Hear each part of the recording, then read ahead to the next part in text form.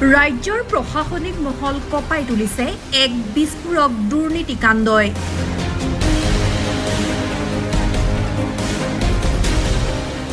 ACS বিষয়া লাচিত কুমাৰ দাসৰ বাসগৃহত দুৰ্নীতি নিবাৰক শাখাৰ জোৰদাৰ অভিযানত উদ্ধাৰ হ'ল টকাৰ পাহাৰ।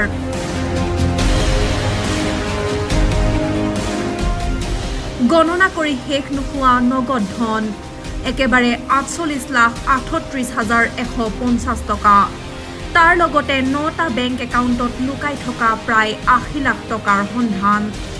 আৰু অভিযানত জব্দ কৰা হৈছে আধা কেজি সোণ। এজন চৰকাৰী বিষয়াৰ ঘৰত এই বিপুল সম্পত্তি উদ্ধাৰ হোৱাৰ পিছতেই এতিয়া জ্বলিছে বহু প্ৰশ্ন।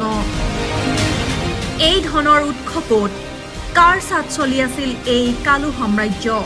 আৰু এই ৰহস্যৰ আঁৰত জড়িত আছে নেকি প্ৰভাৱশালী চক্ৰ?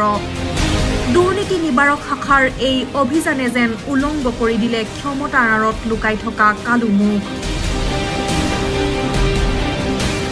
ৰাইজৰ কৰৰ ধনেৰে চলা ব্যৱস্থাৰ ভিতৰতে যদি গঢ়ি উঠে ধনৰ সাম্ৰাজ্য, তেন্তে সাধাৰণ মানুহে ন্যায় বিচাৰিব ক'ত?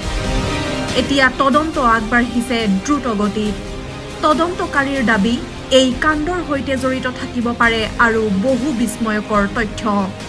সমগ্ৰ ৰাজ্য এতিয়া অপেক্ষাত। এই দুৰ্নীতি কাণ্ডই আৰু কিমান ডাঙৰ নাম উন্মোচন কৰিব। কাৰণ এইবাৰ কেৱল ধন উদ্ধাৰ হোৱা নাই, উদ্ধাৰ হৈছে ব্যৱস্থাৰ ভিতৰত লুকাই থকা এক ভয়ংকৰ সত্য। News desk report, news live any Assam.